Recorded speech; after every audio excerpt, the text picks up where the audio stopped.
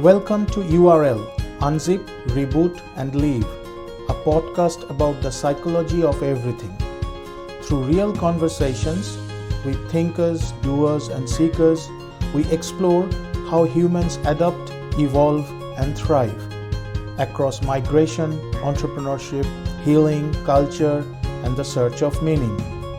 So let's unzip, reboot, and leave. What does it take to pivot across decades in Silicon Valley?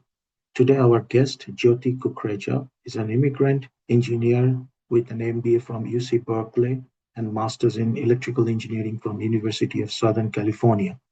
She has done the entire tech life cycle from product to pitch. This episode is for women in tech, mid-career creators, and anyone ready to reinvent. Welcome to Psychology of Multiple Pivots. So, Jyoti, you are an Indian origin identity and working last 2 decades or more than 2 decades in Silicon Valley. Mhm. So, there is often talk of an Indian tech clan in Silicon Valley. Mhm. Okay. Mhm. So, what is your experience? Is this clan it's a supporting community or fragmented like in our own country, the way we are? That's a great question. So I think the one thing to note is in the last 2 decades that I've been here, that clan and that community has grown by leaps and bounds. So it's not a very small group. It's a very big group. And by function of that, it's a very diverse group.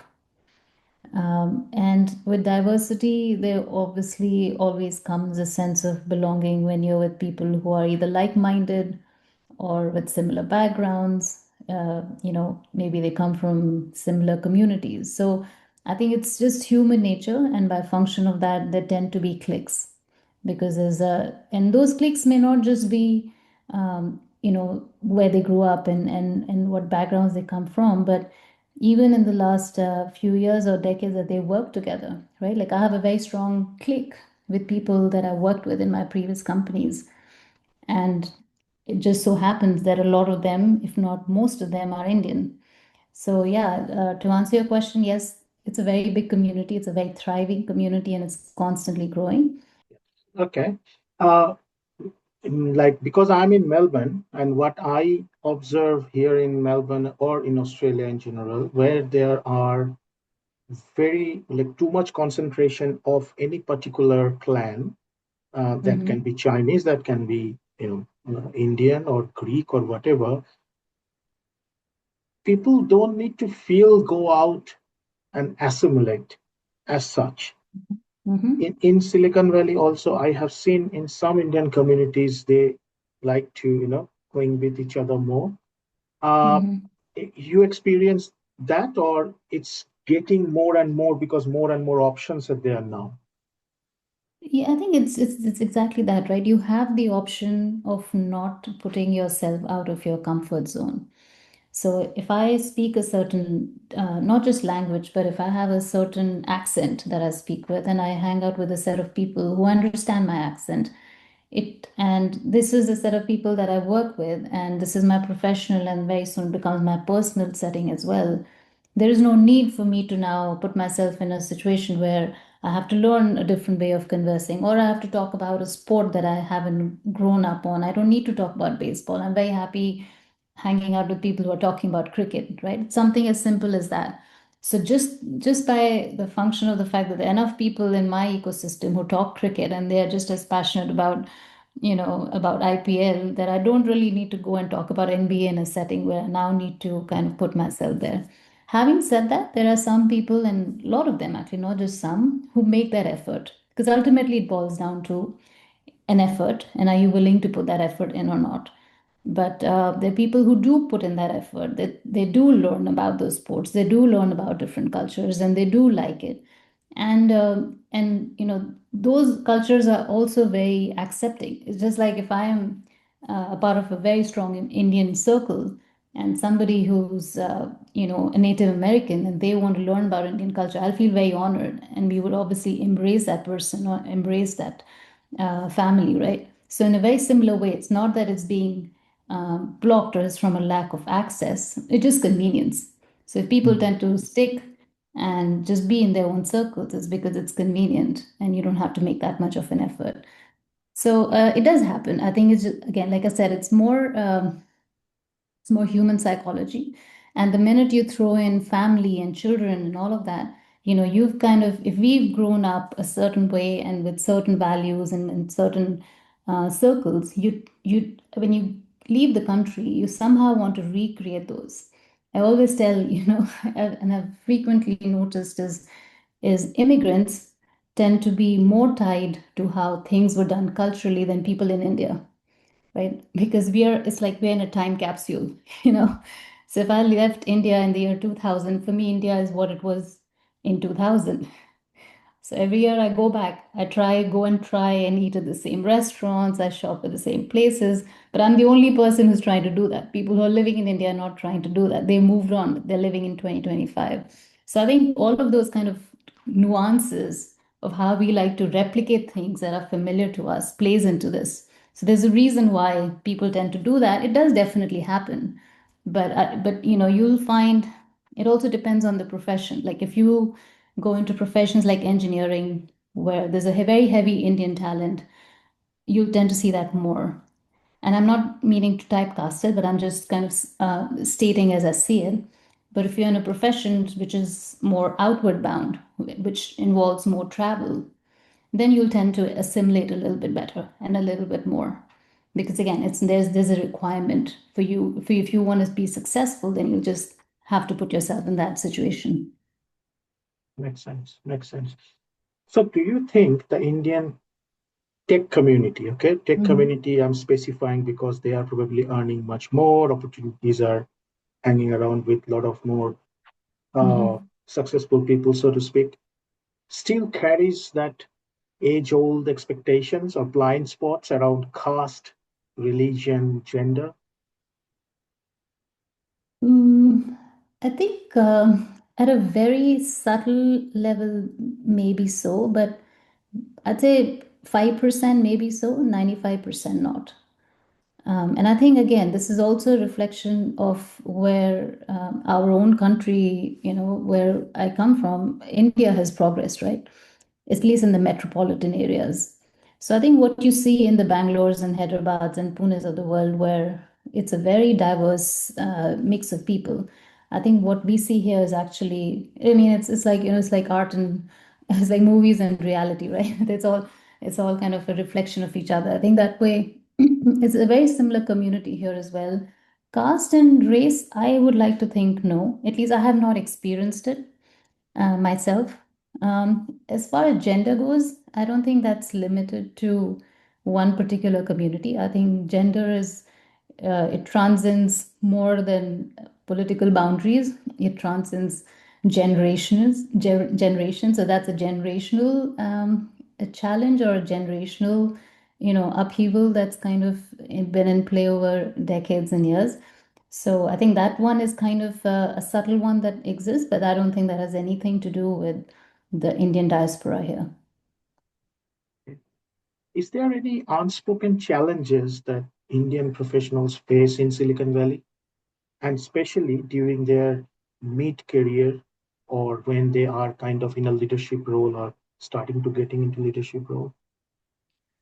I wouldn't say it's specific to an person of Indian origin. I think this is something that anybody and everybody in technology, especially today, faces, right? With AI and where things are going. And I'm sure back in when the internet bubble was kind of brewing, and I wasn't a part of that, but I'm sure it was a similar upheaval at that time. But now I think what we're seeing was this hitting the midlife plateau or hitting some sort of a glass ceiling. I think it's just a function of two things. One is, of course, the way business is done and what tools are available from, again, coming back to the AI conversation. For sure, you don't need a college degree anymore to form a company, which is hugely successful, right? 19-year-olds are doing that and they're doing a fantastic job at it. So clearly it puts you, if you're in a more advanced age, in a different situation than what it was a few years ago.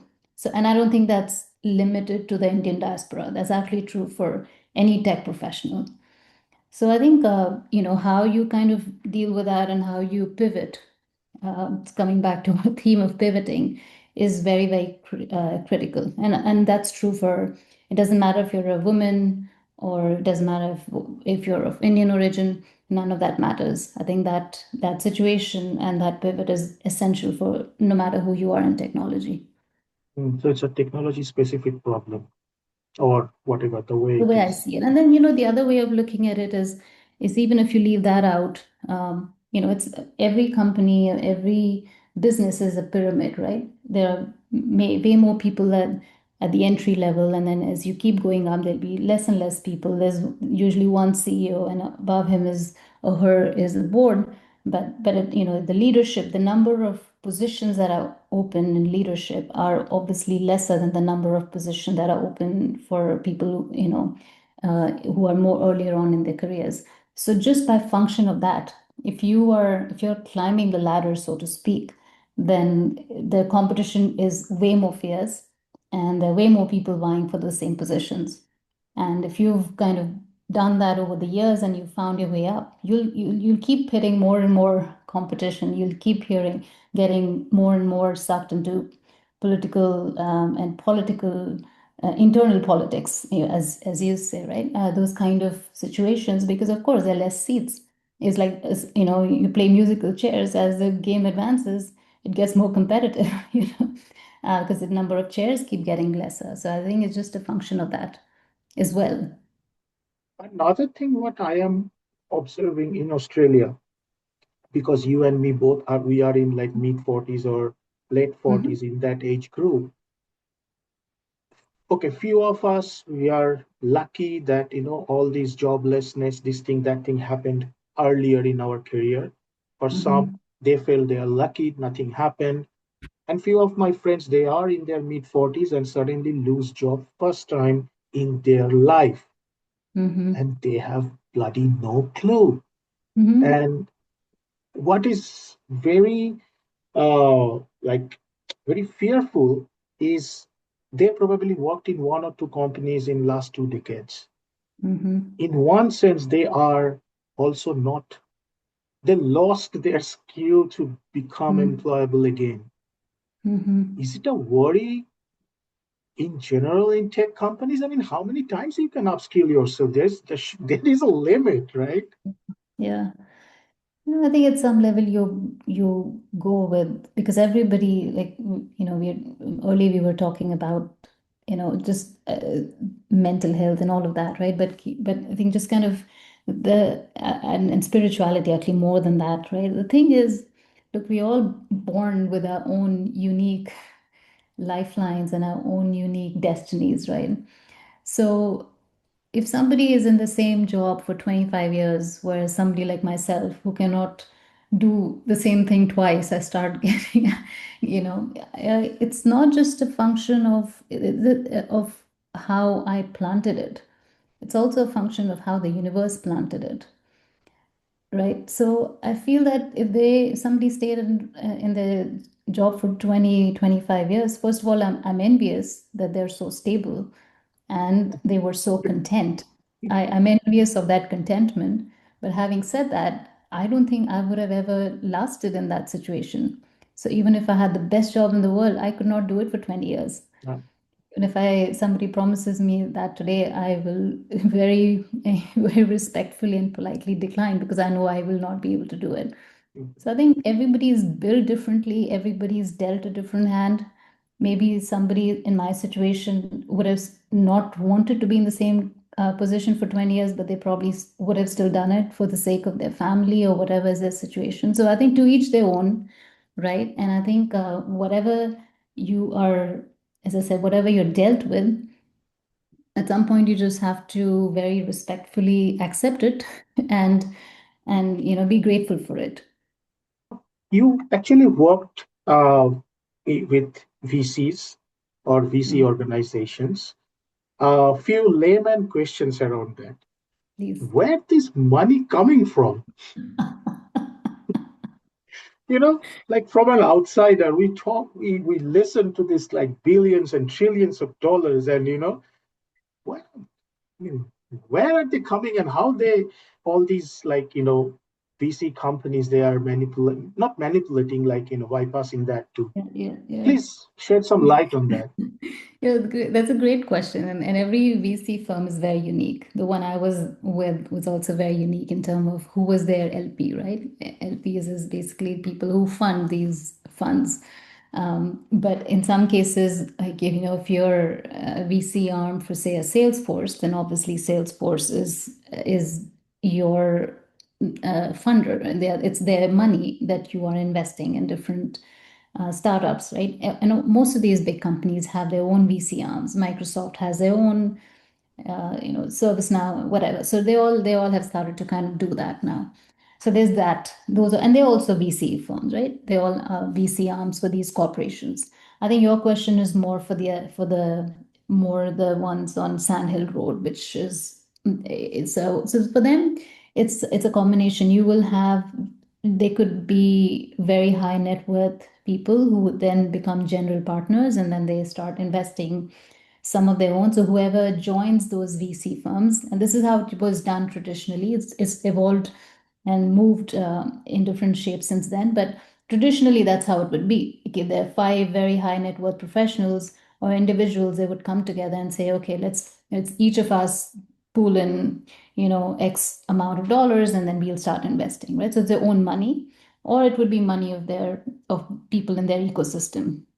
The other kind of big source of that is also, pension funds, 401k money. A lot of yeah, lot of pension funds, a lot of teacher pension funds, a lot of again, there'll be some conglomerates of doctors who would pool in money, and they would come up with a big pool, and then they would then be funding these funds. So it actually comes from all of the growth that you see in your 401k money. A lot of times, if they're being invested by these funds, then that's where it's coming from. But in my particular case, like where I was associated, it was coming from a big company. So they were the largest LP. Hmm. Okay.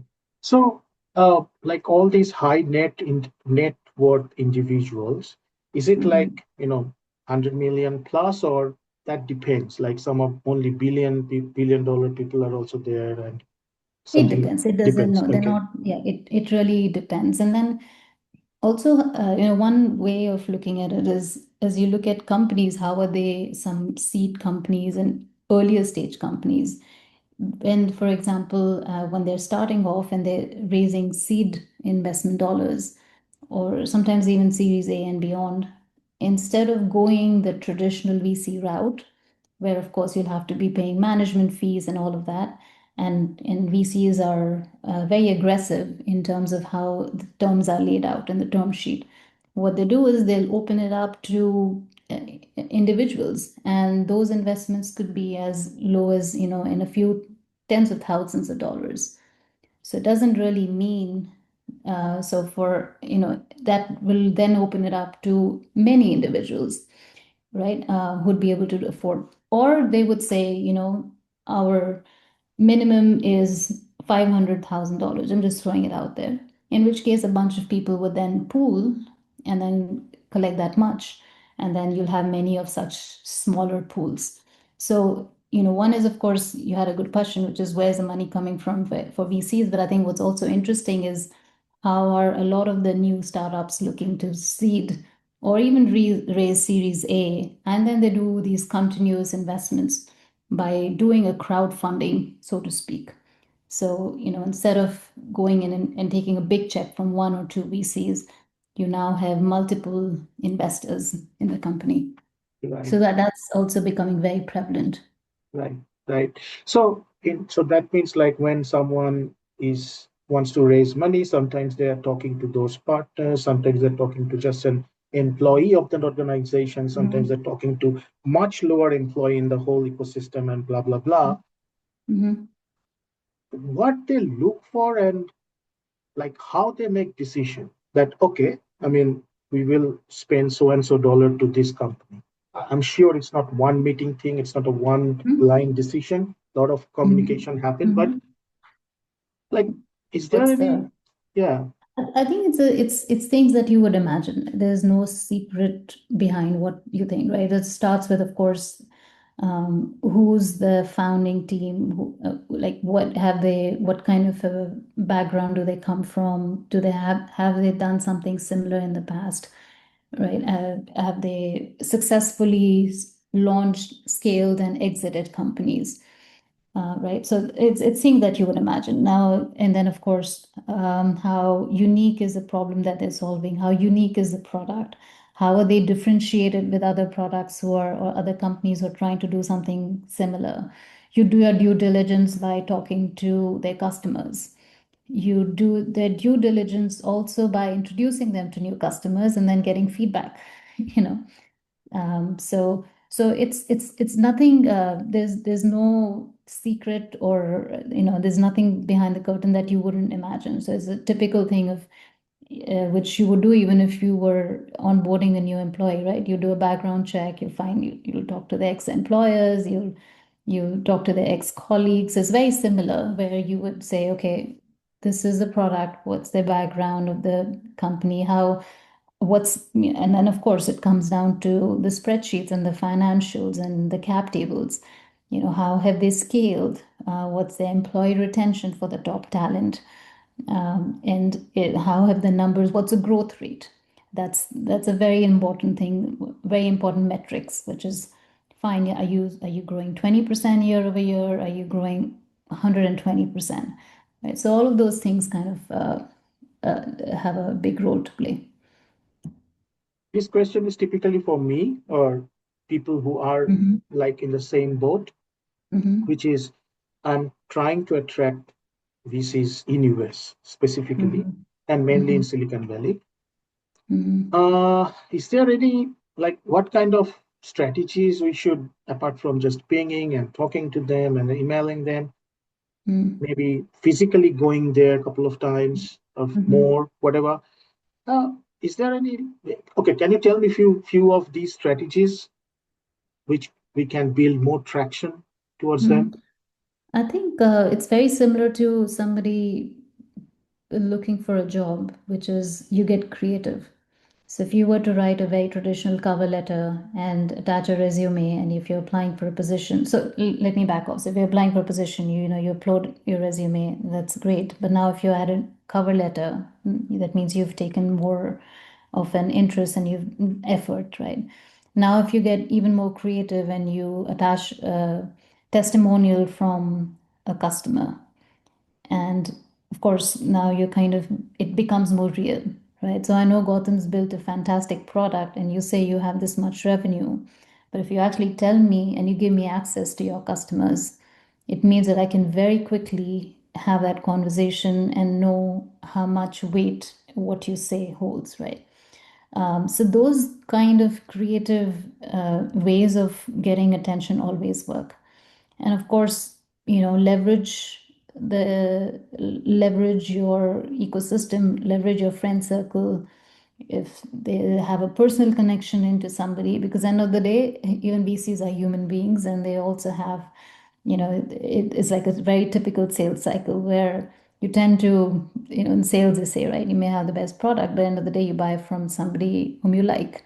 So likability, familiarity, all of those things go a very long way. So if you have somebody who will vouch for you in the Bay Area, and who knows that particular VC whom you're targeting, it's like having a great referral, and that will give you that access. Then of course, once those conversations start, then you navigate it by showing your financials and whatever trajectory or whatever, even aspirationally, what are you looking to achieve with your company. At one point of time in your life, exactly, I don't know where it turned Mm-hmm. into spirituality. Okay. Mm-hmm. For me, it like I went through depression in 2012, 13, and after that, it kind of engulfed me into meditation, which Mm-hmm. is probably the best thing happened in my life when I look back. But definitely that time it was not the sweetest time I was going through. Mm-hmm. what is your experience like? Why you mentioned it so profoundly, or what happened? If you can share. I didn't realize that I mentioned it on my LinkedIn profile, but I'm glad you caught it. I feel you're always looking for answers, and beyond a certain point, those answers don't exist in our very traditional, world that we live in. And somehow, if you are seeking that, if you're seeking, you will find some answers, whether those are answers on spirituality or mental health or alternative healing, however it is that you want to phrase it. So that's how I came to study more, learn more, read up more about it. Far from being somebody who's, I would say knowledgeable on it. It's also a very, very vast domain and a very fragmented domain, mostly because it's not regulated. So anybody can come and including myself, I can start talking about one aspect of spirituality, and there's no way for you to know if I'm just making it up or if this is written somewhere because I don't need to have a degree to talk about it. There's no formal education. Of course, you can get, but there's no university or that will make it an accredited course or an accredited degree, right? So how did I chance upon it? Just because I was seeking answers.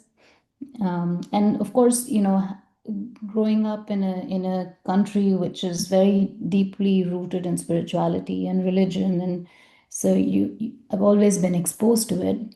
But when you're a student and also when you're early on in your professional career, your family always tells you, "Hey, don't spend your time on that," you know, because it's a fine line. It's a very thin balance between saying, "Hey, it's written my destiny," versus, "Hey, I'm going to work for it."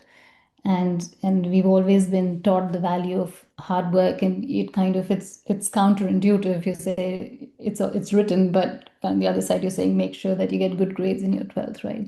So so I think just because of that, you're intentionally kept a little away from these things, so it doesn't take you away from believing and knowing, not I don't knowing, but definitely believing that ultimately you make your own destiny, right? But with life and as you live through the decades, you realize that there's so much which is not really in your control. And then how do you let go of that control? And I think that's where the spirituality and that level of maturity comes in, is how do you not feel like you're going to be controlling the outcome at every instance. I think parenting teaches you a lot of that as well. Right? The realization that as a parent, it's a spectator sport. You're pretty much watching. So I tell everybody, like, don't give me credit or blame for how my kids turn out because I have very little to do with the outcome. That's true for my life as well. I honestly have very little credit to take for my successes and very little blame to take for things where I've made some big blunders. So I think that's where the meditation kind of comes in, is how do you find that inner peace in accepting things as they are and as they come? Because now and then you're a step removed from everything and you're just literally just watching the world versus being in it. How is Silicon Valley? I mean, they are well equipped now to accept or respect this inner well-being, spirituality, all these things, or They're definitely, it's on an accelerated path of acceptance. The right. number of very senior leaders in my own personal circle who say, "Hey, you know what? Time out. I'm on a meditation retreat, or I'm on a silent retreat, or I'm on, some personal journey to rediscover myself, or I'm on a time out for rediscovering and realigning myself and my thoughts." The number of times I hear that, and the world takes it very respectfully. They actually respect that, because what it essentially means is that if somebody is taking their mental health and their well-being seriously, if that person's, say, a leader, for example, it means when they'll come back, they'll take their job just as seriously. They'll take the success of the company just as seriously. It's basically you're a very thoughtful, mindful person. So the Valley definitely, in my opinion, takes it very seriously and is very respectful. It's it's very similar to the yoga revolution, right? When it first hit the Western countries, it was a little bit of a hippie thing. And now you look around and there are more yoga studios than there are gyms. And there's literally, I doubt anybody who's not either have tried it or have attempted it or would like to attempt it, right? To become a yoga practitioner. Meditation is on that accelerated path as well. So there are retreats, especially fortunately I'm in California and there are many such avenues available here. Having said that, I totally can foresee more of these opening up and more of these centers coming closer to home, not having to drive 2 hours or not having to go into the mountains. But, why do I need to go that far? But maybe it's somewhere every block would have it or something to that effect. But it's just a matter of time before that happens. Are almost in the wrapping up stage. So the uh, last question to you is definitely more and more immigrants or people from outside world are coming to Silicon Valley. You have Mhm. seen or you have gone through one ride of it. Next Mhm. 20 years will be a little bit different, I'm sure. So what are your tips to those who are coming or want to come and work in Silicon Valley? Mhm. This is certainly the land of opportunity, and it's not for it's if you're coming in with the right mindset, if you're coming in with the intention of working hard and giving it your all, the Valley has a lot to offer. It has a ton of opportunity. There's absolutely no doubt about it, and that fact only becomes stronger with every technology revolution. So you're coming to the right place if this is of interest to you. There are, the foundation has been set very, very strong. Things are a lot easier, in my opinion, if you are coming from outside the country, because you will find like-minded people. You will find plenty of food options. You will find, you'll find a lot of people who are kind of going through the same journey or who have gone through the same journey. The other thing I will say is people have this innate need and desire to give back. And that holds true in the Valley just as much as it holds anywhere in the world. So there are a lot of people here who've been through your struggle that you're going to be facing, and they want to be of help. They do want to mentor. They do want to be supportive. So don't be shy or don't be afraid of asking, because you're giving them an opportunity to share some of their experiences and to be able to give back. So don't be shy. And yeah, there's, as I said, there's a lot of work to be done. There's a new AI wave and a lot of building and a lot of, companies are going to be built. So you should absolutely dig in and dig in with both your feet. So on that, we should end our podcast here. Thank you, Jyoti. Thank you for your time. Thanks so much, Gautam.